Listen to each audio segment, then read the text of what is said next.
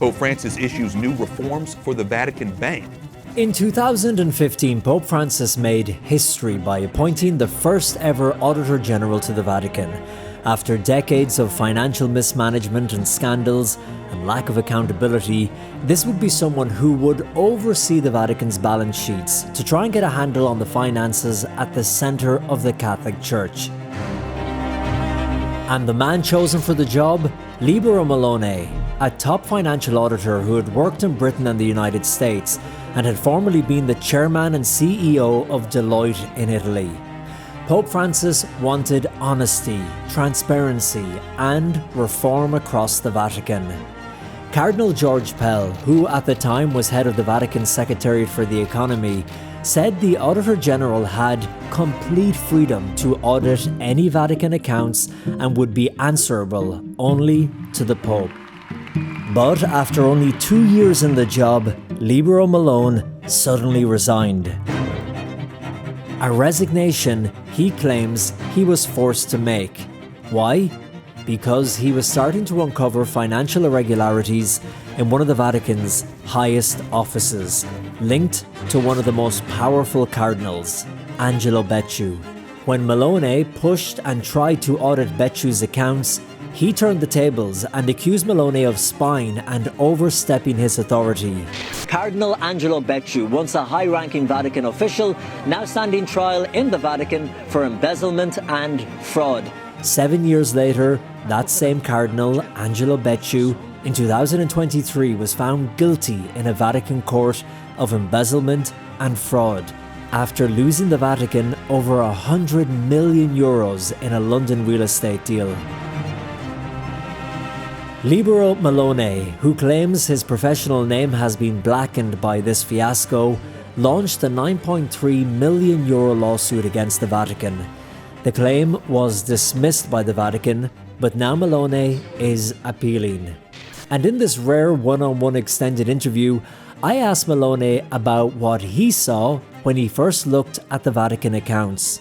Yeah, there were certain accounting records which were reasonable, others written in pencil on white pieces of paper. And what happened, as he puts it, when he started to ask the wrong kind of questions. But they're prying into our affairs. I said, they're auditors, they're not prying. They said, no, we think we have to cancel this contract. And when he did notice money was being misused, if he reported this to the Pope? I told everything to the Pope. He was my boss. When the Pope heard these concerns of yours, what was his reaction? He was overwhelmed. So why did you sign the letter of resignation? I'm Colm Flynn, and this is an interview with former Vatican Auditor General Libero Milone. Libero Milone, it is great to meet you and thank you for doing this interview. Thank you for inviting me. You have taken a case against the Vatican for €9.3 million for reputational damage, loss of income, emotional stress, loss of medical records and more. The case has been kicked out by the Vatican, but you're appealing it now. Before we talk about the case, 2015 was it, you became the Vatican's first Auditor General, appointed by Pope Francis. That is correct. What was your understanding of what your role was or what your job was? Well, first of all, it was going to be the first time that the Vatican named an Auditor General, and it was on the basis of the reforms that Pope Francis introduced. When they contacted me, I had some doubts because the history of the Vatican had always been uncertain in terms of financial issues, but they illustrated to me the new procedures that they were going to introduce and how the system would hopefully work. And I found it an interesting challenge because being a Catholic, it was an opportunity to contribute to my church in terms of helping with my professional background to address some of the issues that we're going to be facing. And since I was an auditor by profession, it seemed quite obvious that it could be something I could undertake. So this wasn't just professional for you, this was personal as well? It was also personal. I thought that it was an opportunity to contribute to my church. What were you told? Were you told no door is locked, all the documents are there for you to see, you will have complete oversight and there will be transparency? Well, first of all, they introduced to me before I started the new procedures they were going to be implementing, which were being led by Cardinal Pell, and I found that those procedures were very sound, and therefore would allow somebody to carry out audits. When I actually started work, I discovered that the history of the accounting was rather poor. And it seems incredible, Libero, that up until this point there had not been an Auditor General at the Vatican. When you think of the vast sums of money in the different departments and dicasteries, accountants of course, but were there people checking the balances, and was there oversight until that point? There was a dicastery that looked at the financials, but there was more of a sort of what I would call an analytic review, as opposed to detailed auditing. So they would review the documents prepared by the single dicasteries, but they did not seem to address full auditing procedures to back up the numbers that were being presented. So it was really a life change for the Vatican. It was a watershed, if you like, you know. We've been doing it in a particular way. We now need to get into the modern world. We need to progress with new procedures, new ways of doing it, and new ways of carrying out audits. When we talk about the case, you mentioned a few times, you know, coming up against the old guard who were opposed to the auditing that you were doing and the transparency you wanted. When you say well, it was not me that wanted the transparency. It was the Pope in the statute that had been prepared for the Auditor General, which listed the responsibilities and the duties, and those responsibilities required total transparency. But you're the one who had to enact it. I had to implement it, and it was very difficult helping the people to move from where they were to where they needed to be. But you know, the resistances were significant in certain areas. Well, not everywhere. A lot of the people were very helpful, and we were able to pursue our work well. In 2 or 3 areas, it was much more difficult. And those people who made it difficult for you, you claim ultimately led to you not being able to do your job. In fact, you being threatened and forced to resign in the end, which you didn't want to do, which has led to this reputational damage, loss of earnings. Yes, I was forced to resign because they accused me of embezzlement and spying. None of the two things that I carried out, and maybe they'd confused what they were claiming with audit work. In fact, Cardinal George Pell is on record in several interviews saying they didn't understand, the guy was just auditing. Yeah, because again they didn't have that kind of professional auditing at an international financial firm level coming into the Vatican and the Vatican accounts. Yes, you believe they might have mistaken that for espionage? No, I think that they mistook espionage because I was actually checking accounting records in detail, and in doing so I came across several or many issues which were incorrectly dealt with or treated, and what one called misdemeanors, and therefore they thought that by checking in detail some of the financial transactions, I was actually spying on the work they were doing. For example, in some cases they said I had been spying on a certain archbishop. Now I wasn't spying on the archbishop, I was examining the accounting records of the entity he managed. And those records were being managed by that entity and by that archbishop, but I wasn't spying on the archbishop. I was examining the accounting records and finding errors. When I interviewed the late Cardinal George Pell, I remember him when I asked him what the Vatican accounts were like when he came from Australia to oversee them, and he said murky. He used the word murky, and there had been a lot of incompetence over the years. And then I asked him, well, what about criminality? When you saw the accounts and the balance sheets, what was your initial reaction? I think the word that Cardinal Pell used, murky, is correct. You see, we had a lot of people managing financial documentation who had not been trained to do so. And therefore it was very difficult for them to do things correctly, especially because they were being confronted by people who were trained to examine accounting records in a professional manner. And there were certain accounting records which were reasonable. Others we found were written in pencil on white pieces of paper.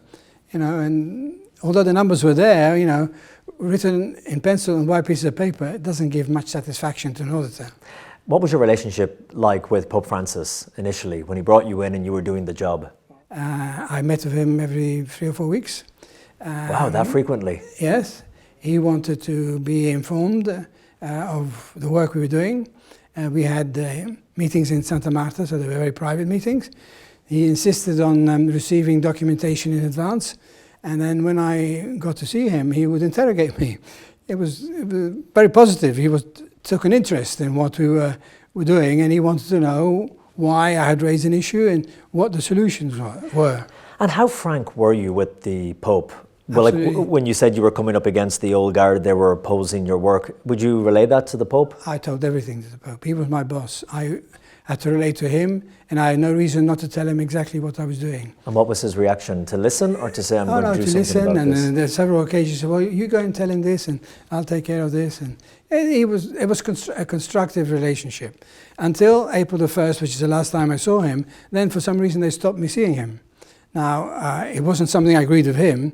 It's that the following meeting I'd asked for towards the end of May, they told me that I had to go through an official channel to ask for an appointment. Whereas in the past, I'd just spoken to his secretary, said, look, I have these papers for the Pope, when can I see him? So you would speak directly to the secretary? Who would set up my appointment, and I would meet in Santa Marta. This thing changed, and I continued relating to the Pope by sending him documents via his secretary, and his secretary sending me the Pope's comments back. So I think the relationship continued, except that for some reason somebody had stopped us meeting. Now, you can read into that whatever you want. Would it have raised alarm bells with the Pope that he was seeing you once every 3 weeks, you had a good relationship, you were explaining things to him more than what was just on the paper, and then all of a sudden he's not having the meetings with you anymore? I tried to connect with him. I don't know what his feelings were. I was very surprised what happened, but I had a mandate, so I continued on my work. And around the world, the Pope's financial reforms were hailed, and they were seen as a great moment for the Vatican and a great moment in Pope Francis's papacy. When did you start to notice inside the walls of Vatican City, when you were doing your work, that things were starting to go south and they weren't going well? Let's say that I can use a couple of examples. One is that in March of 2016, so several weeks before my last meeting with the Pope, I had a meeting with Archbishop Becciu of the Secretary of State and Monsignor Perlasca and Mr. Tirabassi to discuss the audit of the financial statements of the Secretary of State, Secretariat of State. And we had a meeting, and they showed me a piece of paper in which they had some 700 million worth of investments split between real estate and financial investments. And I asked for supporting documentation. And they started saying that it was going to be difficult to obtain the supporting documentation. And I thought, well, if I don't have supporting documentation, I can't do my audit work. And they said, well, especially the property we have in England. I said, well, why should the lawyers withhold the information to you? I'm the general auditor for the Vatican. I'm not an external person. You should be able to get the information. That information was never made available. Now, in 2019, when the Sloane Avenue debacle came up, I said to myself, oh, now I know why, I'd raised the quail in the high grass. I started asking the wrong questions. This is where the London property that they had invested in and then thrown good money after bad and lost several hundred millions. But surely for you then, major... But that was one example. Yes. The other example was that Cardinal Pell and the Council of the Economy had agreed to name PricewaterhouseCoopers as the auditors for the Vatican. The external auditors. The external auditor, which had been decided even before I was chosen.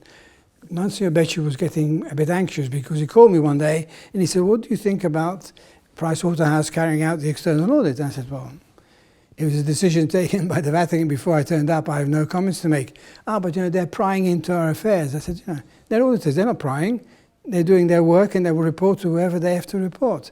And they said, oh, no, we think we have to cancel this contract, which he then did without even informing the people who signed the contract, Cardinal Pell and the organization that had chosen the auditors, the Council of the Economy.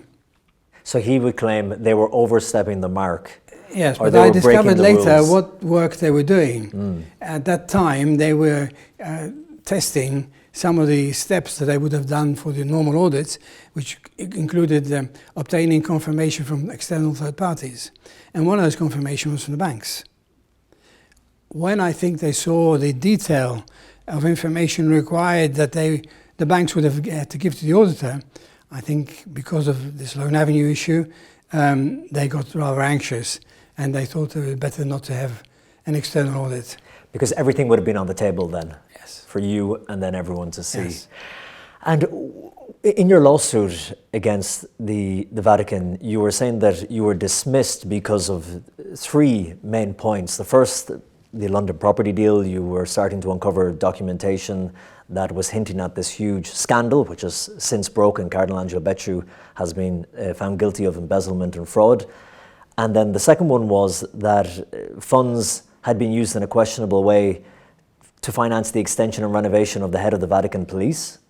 And then the third one was bringing in those external auditors who you say again? Consultants might have uncovered a web of corruption and financial mismanagement at the highest levels of the Roman Curia. Well, I didn't write that. This is not your belief that there was corruption and mismanagement at the highest level? No, I believe that there was corruption, but it wasn't part of my claim. But because you were onto things, because you were starting to uncover... Because I'd uncovered a number of things.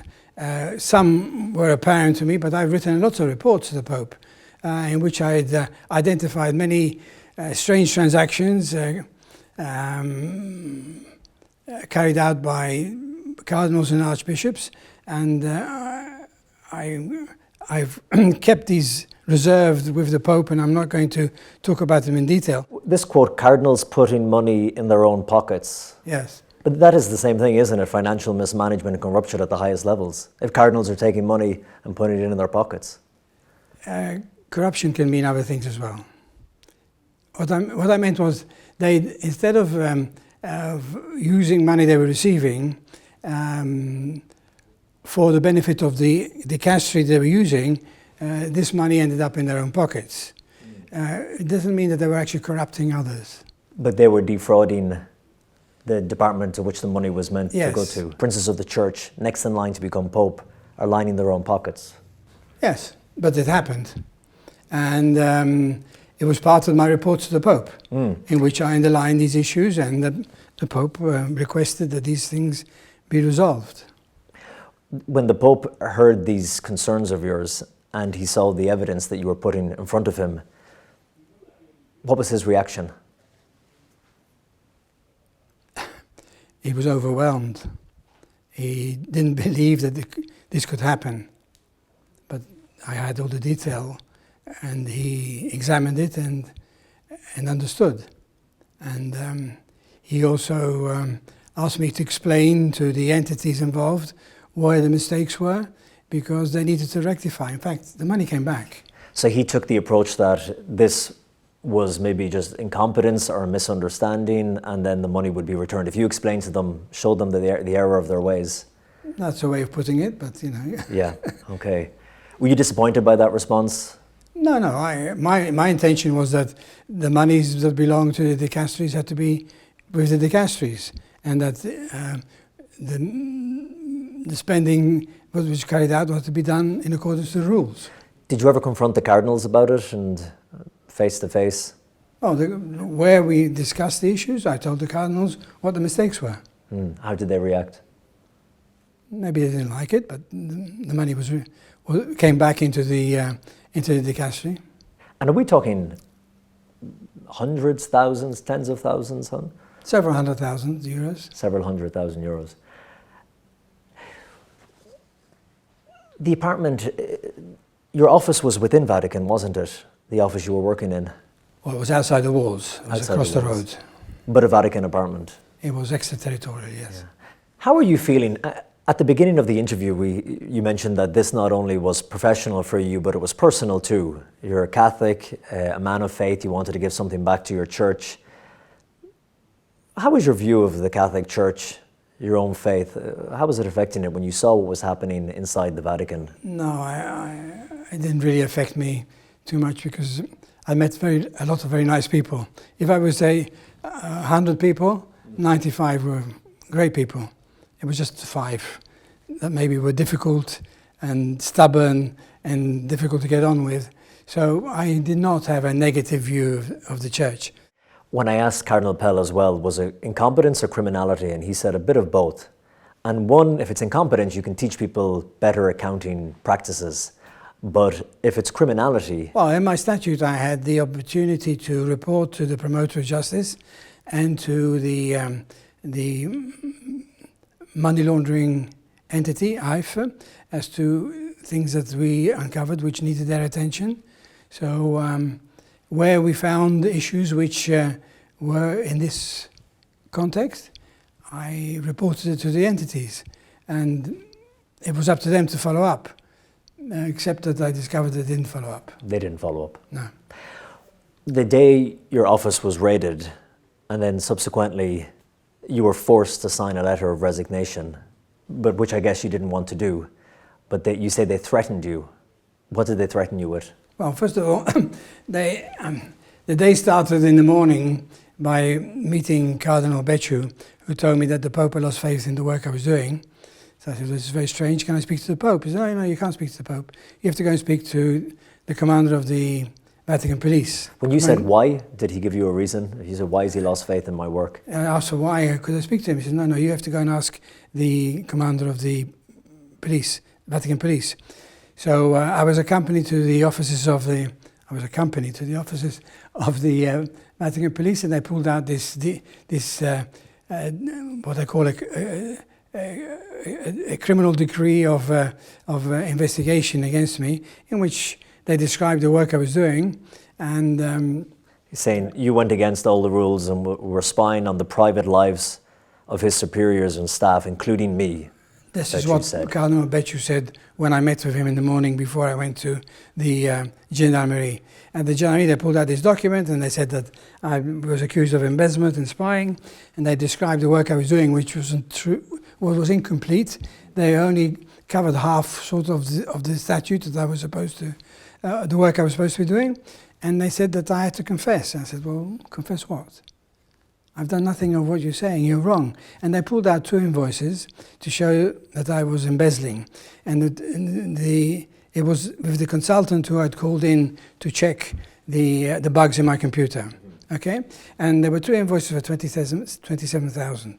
1 October, 1 November of 2015. They showed me these 2 invoices, they were photocopies, first of all.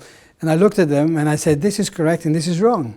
And they said, why can you say that? I said, because that is approved by me and that isn't approved by me. They said, well, no, but it has the stamp of your office. I said, that has a stamp of my office and my signature. That has a stamp of my office and a scroll. So that document is false. So why did you sign the letter of resignation? Well, as I said, they accused me of these things. They interrogated me the whole afternoon. They took away all the documentation from the office. They also took away the documentation in my colleague's office, Ferruccio, who that day wasn't in the office. And to open his cabinets, they brought in the fire brigade to smash everything open, to take away his documents. And they kept on saying that I had to confess. I said, no, there's nothing for me to confess, but they treated me, if you don't confess, you don't know what harm will come to your family, we'll declare you to the fiscal police in Italy, all this sort of stuff. So they were threatening you with physical violence and your family? And, at that point I said, what's the point of staying on here? So at 8:30 in the evening, so it was a long day, I said, I'm going to resign.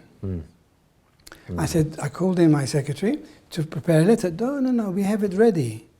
The letter is ready for you to sign. But hang on. Yeah.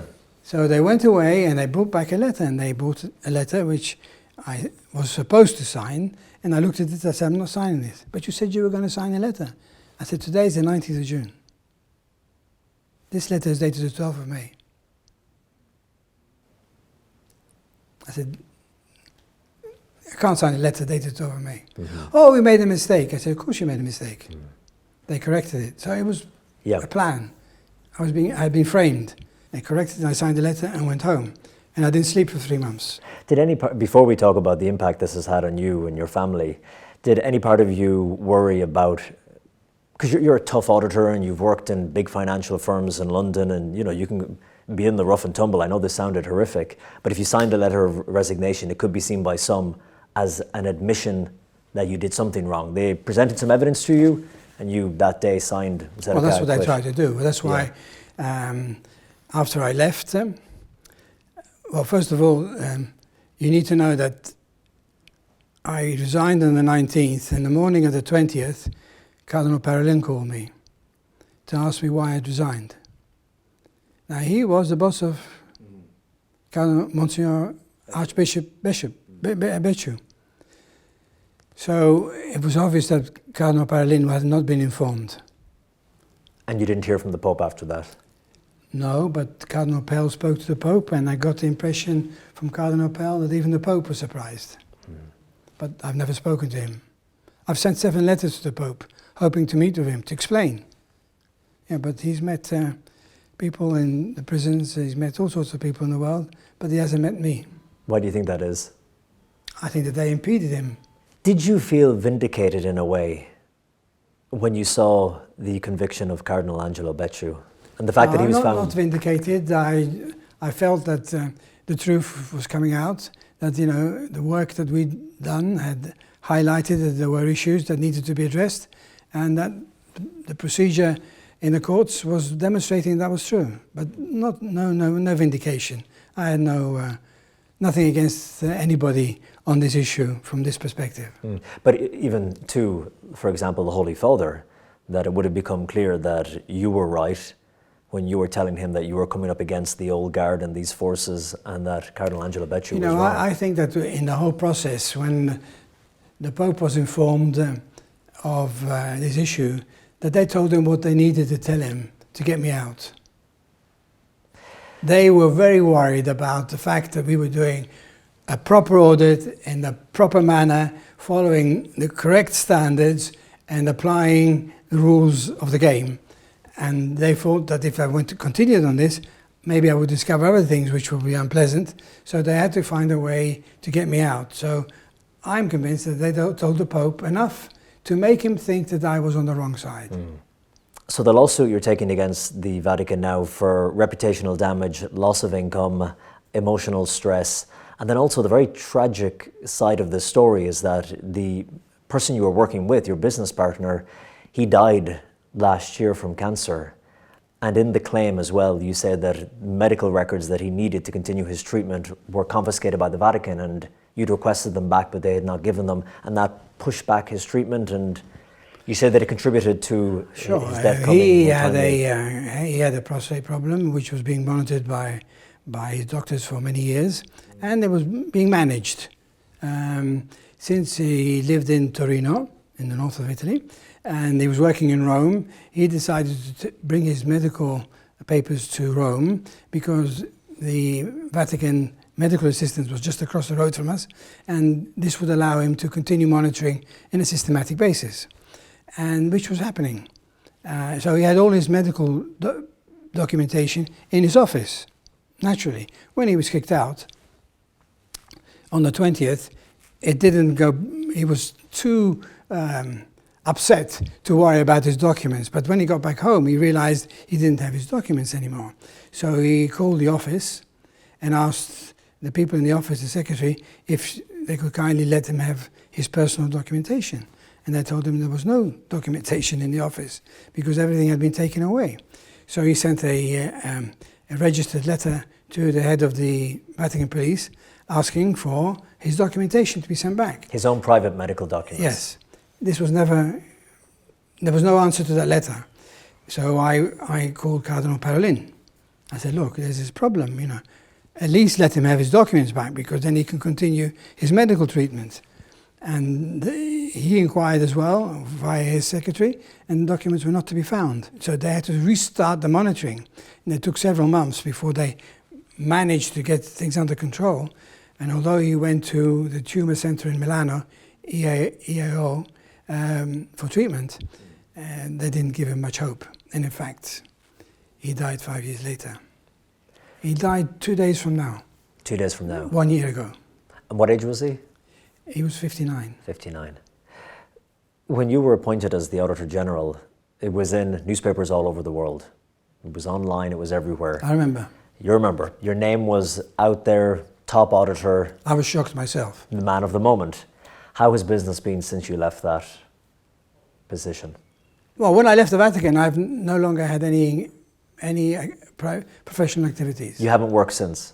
Now, I have one small engagement which I had before, which is 5 or 6 days a year, and I continue doing that, but 5 or 6 days a year is nothing. And that's in the lawsuit. You believe that your name has been blackened? Oh, I know. The search firms have told me, Libero, you have all the right qualities, but how can we propose your name when all you have to do is go in Google and you find that you've been spying?